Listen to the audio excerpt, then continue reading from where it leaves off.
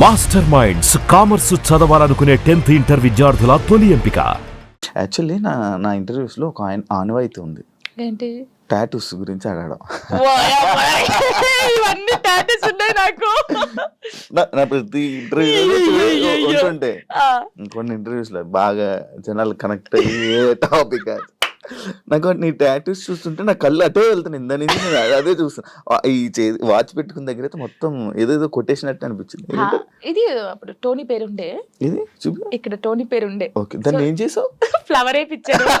Flower వేయించిన తర్వాత అమ్మో ఇంత పెద్దగా ఉంది, రిమూవ్ చేపిస్తున్నాను. యాక్చువల్లీ ఇదేమో లిరిగంది, ఇది నార్మల్ గా స్టార్. నార్మల్ గా స్టార్ అప్పుడు ఆయనకి ఏ రాలేదు స్టార్. దాన్ని కూడా ఏదో గీకినట్టుంది. గీకలేదు, కరెక్టే, అది స్టారే. కావాలని చూసుకోండి, ఏది గీకలేదు. అదే టాటూ వేయడానికి ఏ రాలేదు ఆయనకి. ఏ రాకపోతే ఏదో ఒకటి వేసేరా అని. అప్పుడు బాగా ఇష్టం నాకు టాటూస్ వేసుకోవాలి అది అని. ఇది నార్మల్ గా మా ఫ్రెండ్స్ ఉంటారు 6 members. ఇక్కడ ఎస్ ఉండే, సిరి అని సుచి అని ఇలా మా ఫ్రెండ్స్ ఉండే. ఈ ఎస్ చూసి ఎవడో అనుకోని నా కామెంట్, ఎస్ అంటే ఎవడి పేరు పెట్టుకున్నావు? అమ్మ ఏంట్రా చర్రా ఇది. ఎవరో ఏమనంటే మార్చేస్తావు అంటే మార్చేయడం కాదు, ఎందుకు ఈ గొడవ మనకి అవసరమా అంటే మా ఫ్రెండ్స్ నా నుంచి విడిపోయి 2 years అవుతుంది. వాళ్ళు కూడా ఎందుకు? యాక్చువల్లీ ఏంటంటే మా ఫ్రెండ్స్ సైడ్ డాన్సర్స్ అన్నమాట, యూనియన్ డాన్సర్స్. వాళ్ళే నాకు అన్నీ. అప్పుడు ఎంతమంది? ఇద్దరా? 5 members. వాళ్ళకి ఇక్కడ జాను అని ఉండిద్ది, వాళ్ళకి జాను అని ఉండిద్ది. నేను మాత్రం అందరికి ఎస్ వస్తుంది కదా, షైని, సుచి, సంగీత అని ఉంటారు వాళ్ళ ఎస్. సో నేను ఒక్కదాన్ని ఎస్ వేసుకునేదాన్ని. సో వాళ్ళు మాత్రం ఇట్లాగా జాను అని వేయించుకున్నారు. మేము అలాగా అప్పుడు ఇంకా బాగా స్టైల్ మాకు, టాటూస్ వేయించుకోవాలి, ఇలా ఉండాలి అలా ఉండాలని. వాళ్ళు ఏంటంటే కొన్ని కారణాల వల్ల వాళ్ళు దూరం అయిపోయారు. నేను వీళ్ళతో మాట్లాడడం ఇష్టం లేదు కొందరికి, మాట్లాడడం వాళ్ళకి ఇష్టం లేదు. వాళ్ళు ఏం చేశారు, నా కోసం, నా హ్యాపీనెస్ కోసం, మనం ఉంటే జాను హ్యాపీ ఉండలేకపోతుంది, వాళ్ళు ఈమెను చూసుకోలేకపోతున్నారు అని చెప్పేసి నా మీద ఒట్టేసి వెళ్ళిపోయారు. ఇప్పటికి 3 years అవుతుంది. కనీసం నాకు ఫోన్ చేయరు. నా బర్త్డేకి మాత్రం వేరే, ఇప్పుడు నేను ఇంటర్వ్యూ చేస్తున్నాను కదా, ఇది చేసేది కూడా వాళ్ళకి తెలుసుకుంటారు పక్కన ఉన్న వాళ్ళని, జాను ఎలా ఉంది, ఎక్కడ ఉంది అనేది ఇన్ఫర్మేషన్ ఇచ్చేది. వాళ్ళు ఇంకా నాకు అమ్మ నాన్నకన్నా ఎక్కువ. కానీ ఏదో రోజు కలుస్తారనుకుంటున్నా. చూడండి, వీడియో చూసి రాండి. ఇప్పటికైనా వెయిట్ చేస్తున్నా వాళ్ళ కోసం, చాలా వెయిట్ చేస్తున్నాను. ఏడ్చిన రోజులునే నేను వాళ్ళ కోసం. ఒక అమ్మాయి చనిపోయింది, సుచి అనే అమ్మాయి చనిపోయింది. అయ్యో, లవ్. అది కూడా లవ్. అది March 5th. నేను ఇప్పటికీ పెడతాను, March 5th స్టేటస్ పెడతాను. సూసైడ్ చేసుకుంది. ఏం చెప్పాలనుకుంటున్నా ఇలా లవ్ బ్రేకప్ అయిపోయి సూసైడ్ చేసుకునే వాళ్ళకి? నేను ఒకటి చెప్పనా, మనకు రాసి పెట్టుంటది, మనతోనే ఉంటది. ఎందుకు నేను ఈ క్వశ్చన్ నేను అడగడానికి ఒక రీజన్ ఉంది. బట్ లైక్ నీకు కూడా బ్రేకప్ అయ్యింది, దాని తర్వాత దాని నుంచి రావడానికి నీకు కూడా ఒక ఉండాలి, యాక్చువల్ ధైర్యం ఉండాలి, లేకపోతే ఆ స్ట్రాంగ్ ఉండాలి, ఇండిపెండెంట్ అయినా ఉండాలి. అదంతా ఇప్పుడు అలా ఉంటేనే మనం ఉండగలం బేసిక్గా. అందుకు నేను అడిగాను. అంటే సుచి ఏంటంటే తన కోసం అన్ని కొనియడము. మేము డాన్సర్స్ కదా, అప్పుడు డాన్స్ చేస్తూ డబ్బులు వస్తుంటే ఆయనకి అన్ని కొనిస్తుంది. ఎందుకే ఇన్ని కొనిస్తుంటే వానికి నేను తప్ప ఇంకెవరున్నారే అనేది. సరే అని మేమందరం ఊర్లు కదా, ఆ అమ్మాయిది మంచిర్యాల అనమాట. ఇలా వెళ్ళే వాళ్ళం కదా. వెళ్ళినప్పుడు మంచిర్యాలకి వెళ్ళింది. మేము షాప్కి వెళ్ళినప్పుడు వాడు వచ్చాడు అనమాట మంచిర్యాలలోనే. ఇంకో అమ్మాయితో వస్తే చూసి అప్పటికి కూడా ఆయన ఏమట్లేదు. ఇలా చూసిన తర్వాత ఏంటన్నా ఎవరేమ్మా అంటే నా కజిన్ అని చెప్పాడు. మేమేమో కాదే అంటే, హే లేదు నా కన్నా అలా చేయడు. ఇలాగా పిచ్చిది, నిజంగా చెప్తున్నా. అమ్మాయి ఎంత బాగుంటుంది అంటే అంత బాగుంటుంది. ఏం చేయలేదని తర్వాత ఈ అమ్మాయి వచ్చింది కదా, ఆ అమ్మాయి వచ్చి అడిగింది ఈ అమ్మాయి ఎవరని. నా ఫ్రెండ్ అని చెప్పాడు. మేము విన్నాం. నువ్వు పోయి అడుగు ఇప్పుడు మళ్ళీ ఎవరనంటే నేను చేసుకునే అమ్మాయి అని చెప్పాడు. ఈ పిల్ల అక్కడ జోక్ చేస్తున్నావు కన్నా, నిజం చెప్పు అనడం. ఈ పిల్ల లేదు నేను నిజంగా ఈ అమ్మాయిని లవ్ చేస్తున్నాను, పెళ్లి చేసుకుంటున్నా, ఆల్రెడీ పెళ్లి కూడా ఫిక్స్ అయిందని చెప్పాడు. ఏమనలేదు, వచ్చేసింది. మేమందరం పండగకి ఇంటికి వచ్చేసాము. ఏమొక్కతే హైదరాబాద్ రూమ్లో ఉంది. పురుగుల మందు తాగేసింది. 6 days వరకు రూమ్లోనే ఉంది. ఓనర్స్ వచ్చి స్మెల్ వస్తుందని చూసిన తర్వాత మేము వచ్చాం.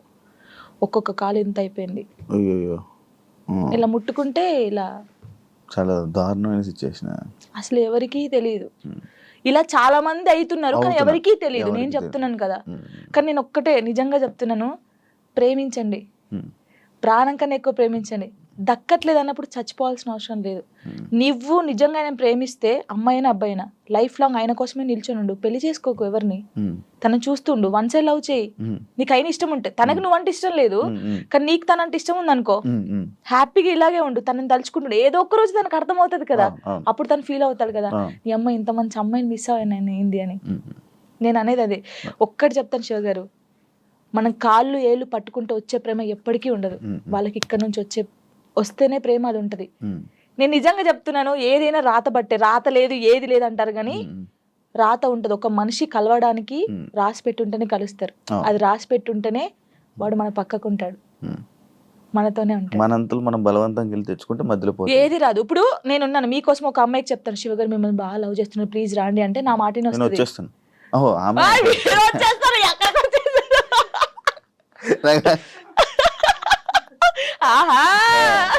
అప్పుడప్పుడు ఇలాంటి ఉండాలి. అలాగా ఒకరు చెప్తే వచ్చే ప్రేమ కాదు, మనం బతిలాడితే వచ్చే ప్రేమ కాదు, ఇక్కడ నుంచి రావాలి. వస్తుందని వెయిట్ చేస్తా. అవును, నువ్వు రీసెంట్ గా అమరాన్ మూవీ చూసావు కదా, ఏడ్చావు కదా నువ్వు. అంటే ప్రతి ఒక్కరూ ఆ మూవీకి వెళ్ళి ఏడుస్తున్న ఒక రీల్ పెడుతున్నారు రీసెంట్ గా ట్రెండింగ్. అంటే ఇలా పెడుతున్నారని చెప్పి నువ్వు ఏడ్చి పెట్టావా, లేకపోతే అసలు ఏం కనెక్ట్ అయ్యి నువ్వు దాంట్లో? ఆ మూవీ ఇంటే ఇప్పుడు నా కళ్ళకి వాటర్ వస్తున్నాయి.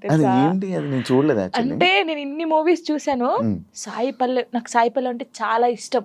ఈ ముగ్గురు అమ్మాయి, ఎందుకంటే నేను తనలా ఉండాలి, తనలా క్యారెక్టర్ ఉండాలి నాది, తనలాగా స్ట్రాంగ్ గా ఉండాలి, తనలాగా డాన్స్ చేయాలి, తనలాగా యాక్టింగ్ చేయాలి, నాకు చాలా పిచ్చి.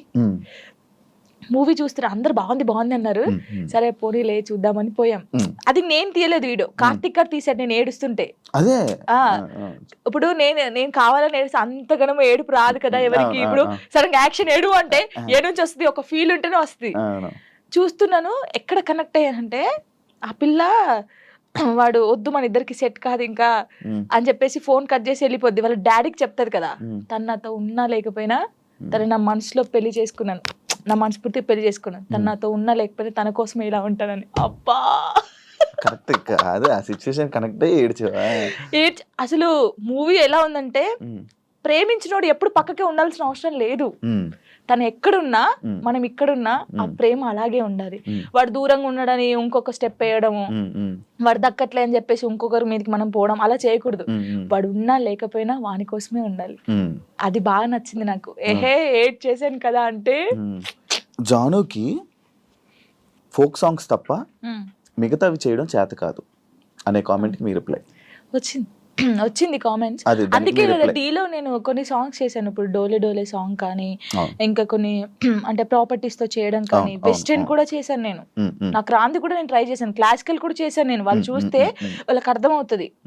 అంటే మాస్టర్ ఎలాగంటే అందరు ఇలా అంటున్నారు కదా, నువ్వు డిఫరెంట్ గా చేయాలి. అభి కదా, అభి మాస్టర్ అలానే డిఫరెంట్ గా చెప్తా అలా అని కొంచెం డిఫరెంట్ గా చేయించాడు. ఇప్పుడు ఒకవేళ ఇవన్నీ టెలికాస్ట్ అయితే వాళ్ళకి అర్థమవుతుంది, ఓ జాను ఇది కూడా చేయగలరు. కానీ చాలా మంది నన్ను జాను చాలా బాగా చేసావురా, వేరియేషన్స్ కరెక్ట్. ఇప్పుడు డోలే డోలే సాంగ్ కి ఎక్స్ప్రెషన్స్ ఉన్నాయి. డోలే డోలే సాంగ్ ఎలా వేయాలి, చిన్నపిల్లలాగా డోలే డోలే అలా ఆ సాంగ్ ఎలా ఉందో అలాగే ఇవ్వాలి కదా, అలా ఇచ్చినా తప్పే వీళ్ళకి. నాకు యాక్చువల్లీ డోలే డోలే కూడా ఇంత సాంగ్ చేయొచ్చు అని అనిపించింది, ఎందుకంటే మూవీలో అంత ఉండదు. అందుకే మాస్టర్ ఇప్పుడు గణేష్ మాస్టర్ గానీ, శేఖర్ మాస్టర్, హన్సిక గారు గానీ వాళ్ళ వేరియేషన్స్ చూసారు కాబట్టి అన్ని మంచి కామెంట్స్ ఇచ్చారు. వాళ్ళ అంత పెద్ద మాస్టర్స్ అయితే, ఇప్పుడు నేను ఎవరో అసలు వాళ్ళకి తెలియని కూడా తెలియదు శివ గారు.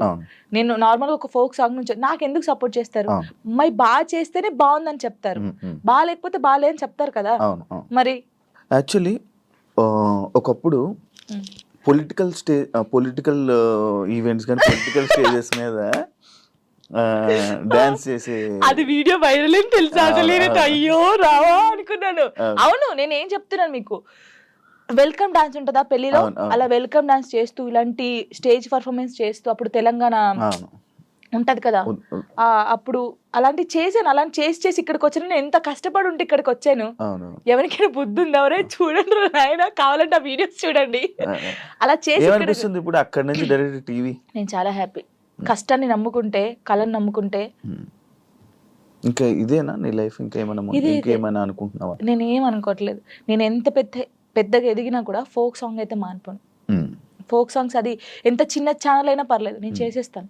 ఎందుకంటే నేను అక్కడ నుంచి వచ్చాను, ఏదో ఎదిగినా అని చెప్పేసి ఓ సారీ నేను ఫోక్ సాంగ్ చేయను అలా కాదు, ఎంత చిన్నదైనా సరే కానీ అది సాంగ్ సెలెక్ట్ చేసుకొని నేను చేస్తాను. ఇండస్ట్రీలోనే ఉంటాం. ఉంటాను. ఇండస్ట్రీలో కమిట్మెంట్ ఇష్యూస్ వస్తే నీకు కూడా వచ్చినట్టుంది?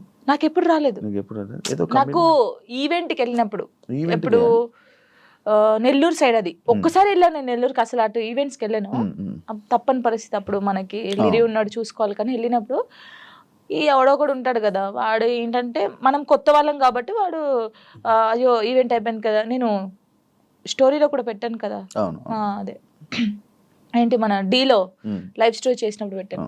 అప్పుడు తను అలా నార్మల్గా అయితే ఏంటి మరి మార్నింగ్ తీసుకెళ్ళానంటే కొట్టి పడేసా ఒకటి.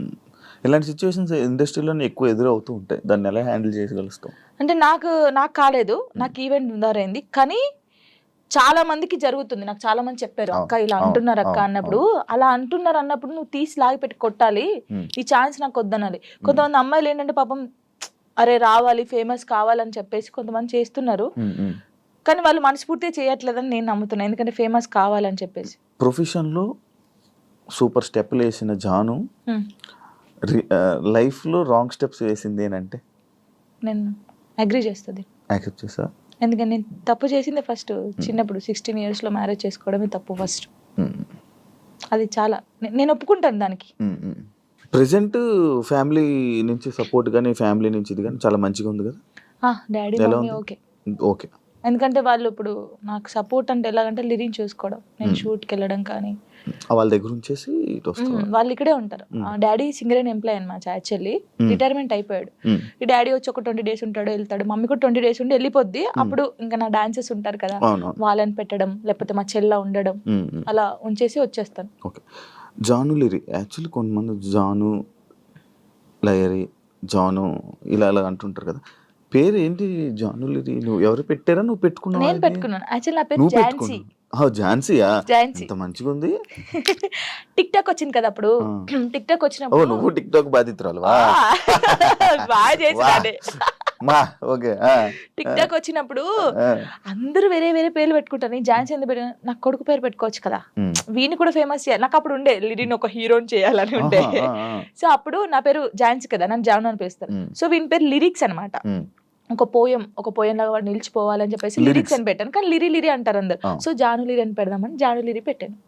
వాని పేరు నా పేరు కలిపి పెట్టాను. పెద్ద మీ కొడుకుని తిట్టుకోడు కదా, లిరిక్స్ ఏంటమ్మా నా పేరు అస్సలు తిట్టుకోడు, వాడు చాలా హ్యాపీ ఫీల్ అవుతాడు. వాడు ఏమంటే పెద్ద అయిన తర్వాత జానమ్మ అని ఇలా నీ ఫోటో వేయించుకుంటాడు అంటాడు. అదే అది రీజన్, నువ్వు టిక్ టాక్ వల్ల నీ పేరు జాను లిరి అయింది. సో నాతో పాటు నా కొడుకు కూడా ఉండాలి అని చెప్పేసి ఇద్దరు పేరు పెట్టేసుకున్నాను. చూసారా, ఇలా టిక్ టాక్ వల్ల పేర్లు కూడా మారుతాయి.